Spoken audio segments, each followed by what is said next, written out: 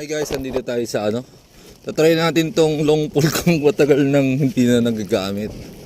So, nakasabay tayo doon. Dalawang shoutout sa inyo. So, tatry lang tayo long pole muna. Kung epektibo, tiga ito gagamitin natin. Kasi masabit dito eh. Meron tayo, konti lang yung ating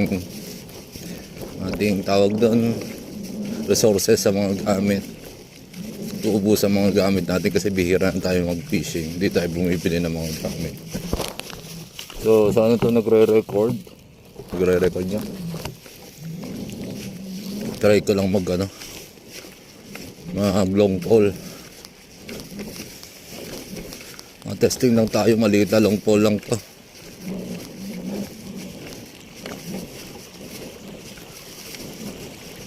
Tingnan natin kung kaya natin makahuli ng mga isla nga dito. Ganda oh. Nice.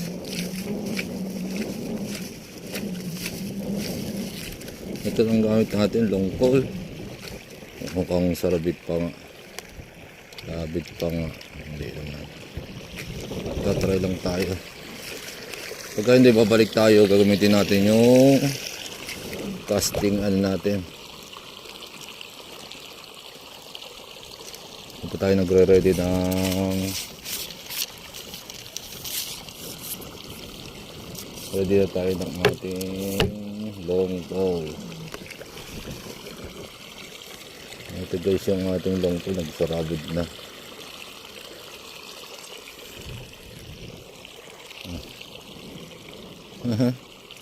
Try lang natin. Kabili tayo ng hipon na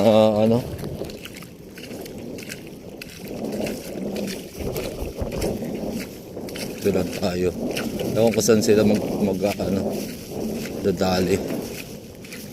Sa akin lang naman ay libangs na to. So shoutout sa inyo mga master na nagagamit ng long pole na dapan. Hindi ko alam kung mapuputol to, pero putol na lang po, pero sabit na lang din po. So kainitan dito, iba sa pala ngayon ang oras ay 12:12. Yun mamaya ang pinaka nito. 1:30 pa ang hibas na hibas dito. Hindi na ako marunong gumamit ng long pole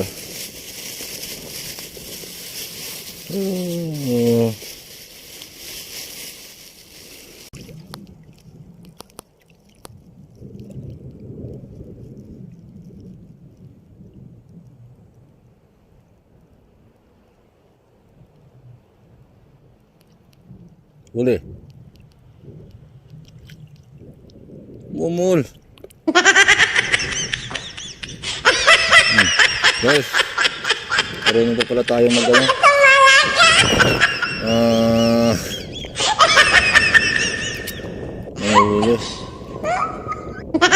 Nagamit itong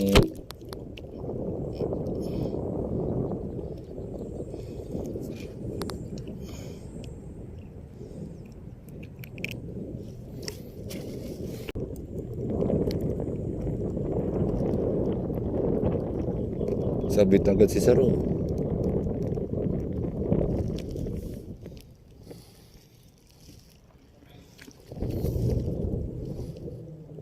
So kung makaranas yung huli ko yung sa bagsak ko nung nakaraan linggo, yung hindi ko laki, yun ang gusto. Pugay ni Kapo yan sa puyo.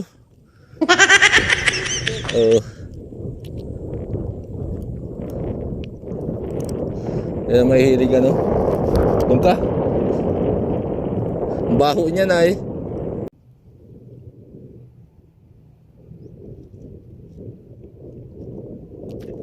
Oh no!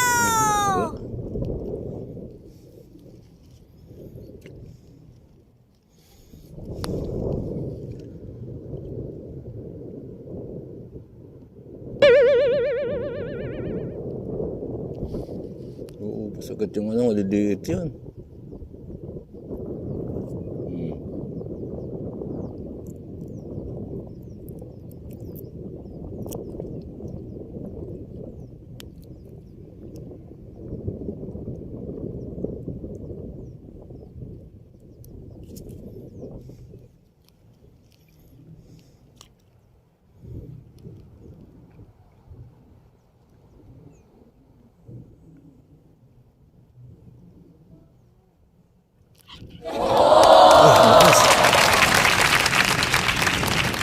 Lakas.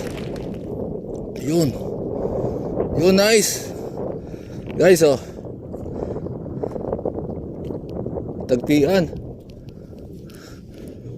Lakas.